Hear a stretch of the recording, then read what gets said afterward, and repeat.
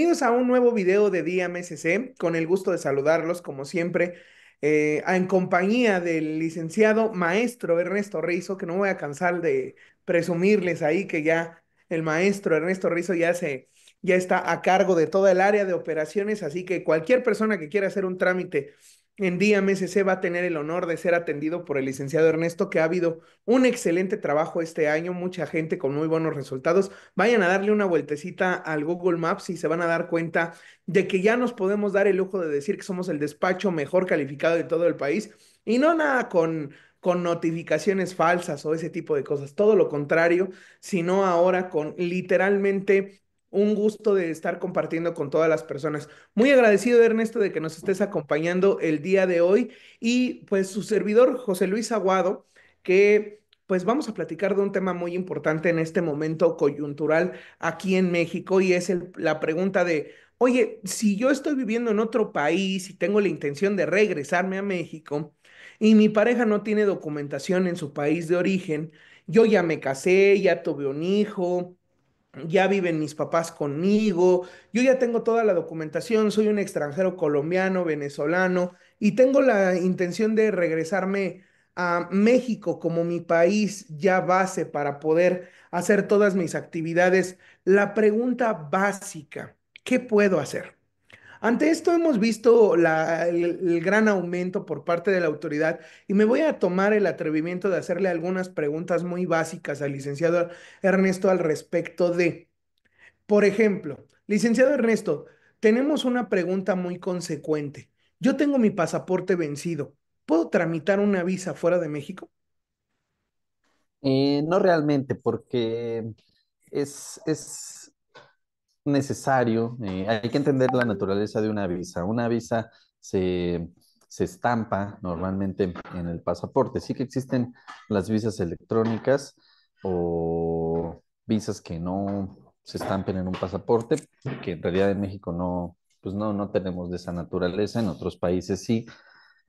Pero no solo es el hecho de que va estampada en el pasaporte, sino que va aparejada con el número de pasaporte. Entonces, no solo no es posible tramitar una visa con el pasaporte vencido, sino incluso tampoco con un estatus irregular en el país en donde queremos solicitar esta visa, ¿no? Es importante entender que el pasaporte pues, es el documento además que nos permite viajar, que nos permite transitar internacionalmente y sin un pasaporte vigente tampoco se va a poder, aunque yo tuviera supuestamente en un supuesto eh, ficticio la visa, pues tampoco voy a poder viajar porque no tengo mi pasaporte, ¿no?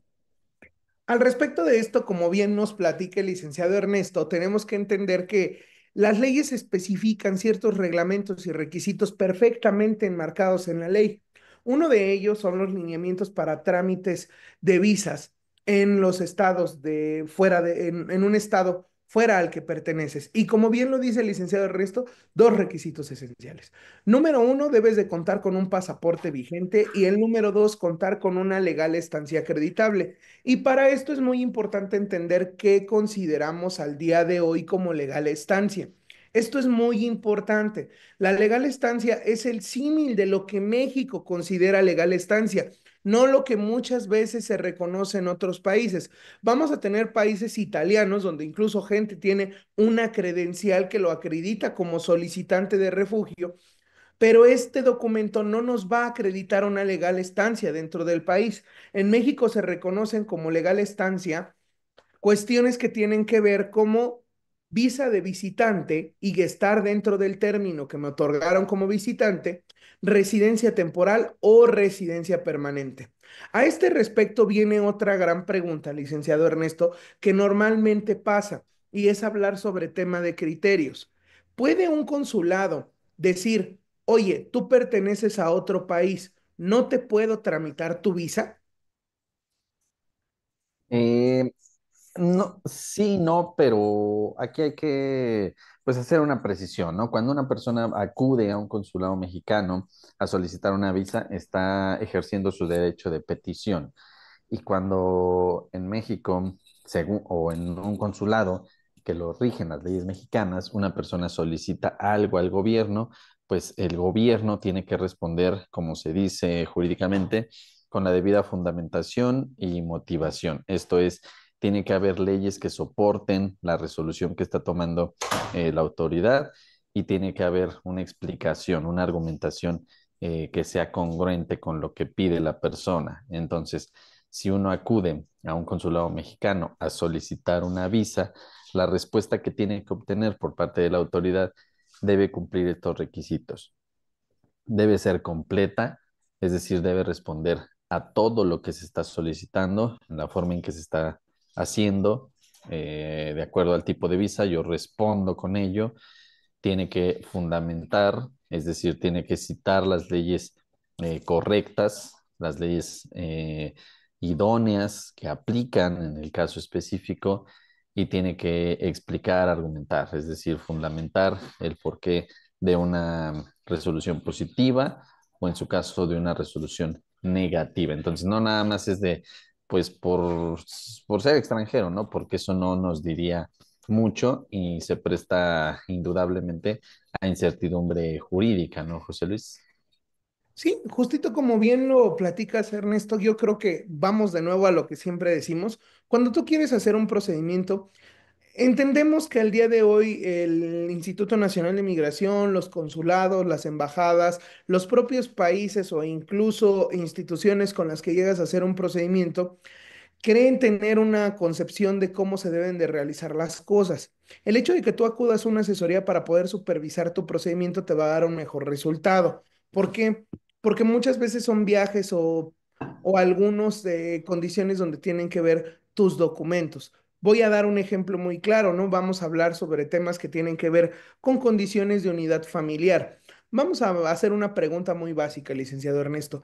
Si yo soy una persona que soy de Ecuador y sabemos que por el momento están suspendidas las relaciones diplomáticas entre México y Ecuador, y yo quiero hacer mi trámite de solvencia económica en Perú o mi trámite de unidad familiar porque soy residente temporal o permanente para mi familiar y me piden solvencia económica.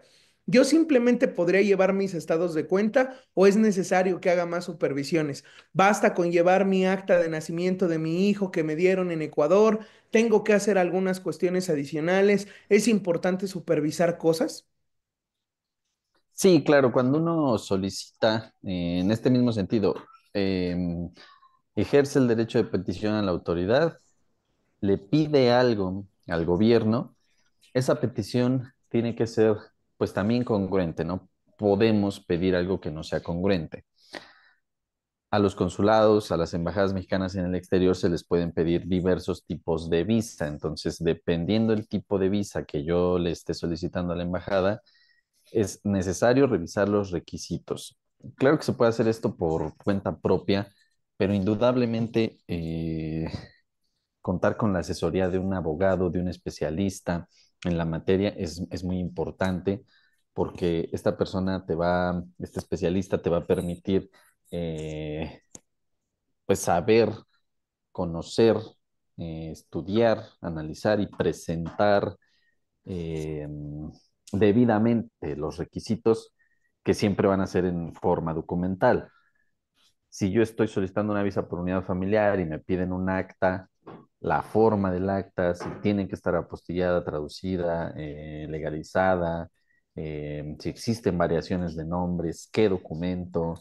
En cuanto a la solvencia económica, hay diversos tipos de solvencia económica que piden los lineamientos, pero siempre se deben acreditar con estados de cuenta, recibos de nómina, certificados originales por la institución bancaria, por la empresa, si yo trabajo, una carta laboral, etcétera. Entonces, sí que hay que cuidar eh, estos aspectos. Yo creo que lo primero que se analiza en conjunto, ¿no? Nosotros como abogados y las personas que desean una visa es un número uno, ¿qué quieres? ¿Qué tipo de visa eh, estás solicitando? Número dos, de acuerdo al tipo de visa que estás solicitando, cumplimos todos los requisitos, lo tienes, eh,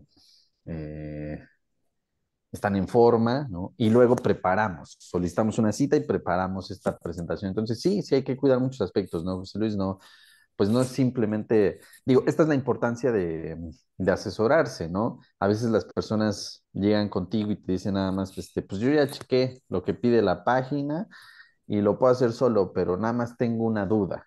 Pues esa duda realmente es, pues sí, una, pero de un entramado complejo que a lo mejor la persona no termina de comprender y se vale porque pues no estudiamos todos derecho, ¿no?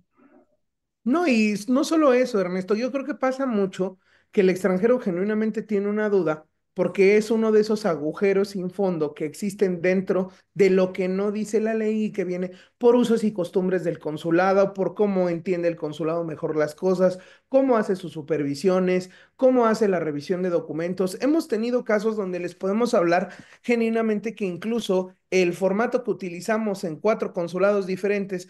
Llegamos al consulado número 5 y simplemente dice, en mi consulado este no es el formato, es este otro que tenemos aquí. O simplemente temas que tienen que ver con fotitos, cómo reciben los documentos, si reciben o no escritos, si les entregan la visa en un día, si se entreguen 5 días hábiles, si necesitan supervisión, si necesitan autorización. Muchas veces hay consulados que no se dan abasto de la cantidad de trabajo que tienen, no resuelven el mismo día, les piden que regresen otro día. O un día sí reciben el pasaporte o al otro no lo reciben, pero les dicen que viajen otra vez.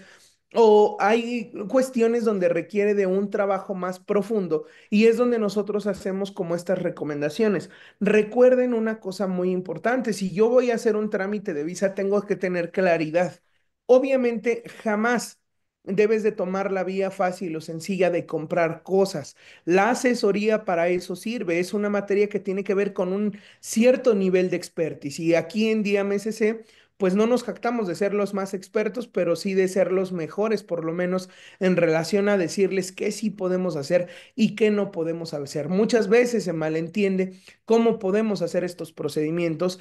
A nosotros nos gusta compartir y decir, no te conviene hacer tu trámite en este consulado, no porque el consulado sea malo o tenga algo incorrecto en cómo hace las cosas, sino simplemente temas de saturación o temas que tienen que ver con cómo supervisan los documentos o diversos factores y elementos que son muy, muy importantes. Creo que hasta ahí lo dejaría. Creo que el tema de unidad familiar, consulado, visas, me pueden negar, no me pueden negar. Siempre hay que tener de cerca. Recuerden que nuestro departamento de asesoría está disponible para ustedes. Manden mensaje de WhatsApp, llamen, dejen comentarios, llenen los formularios. Nuestro equipo va a estar muy feliz de poder llevar a cabo todos los procedimientos. Recuerden seguirnos en todas nuestras redes sociales, ahí anda el podcast, por ahí en Spotify. Vayan a darle cariño al TikTok. Si estás viendo este video, date chance, ponle DMSC en TikTok y ponle like para que podamos ir subiendo por ahí más material. Y de antemano, muy agradecido con el licenciado Ernesto que nos acaba de acompañar el día de hoy. Hay que hablarle con el debido respeto siempre al licenciado Ernesto, ya que, pues, como saben, somos muy buenos amigos de hace mucho tiempo y a pesar de todo, estamos aquí juntos para poder ir trabajando con todos ustedes. Les agradecemos mucho y que tengan un excelente y muy bonito trámite migratorio con DMSC. Hasta luego, amigos. Bye.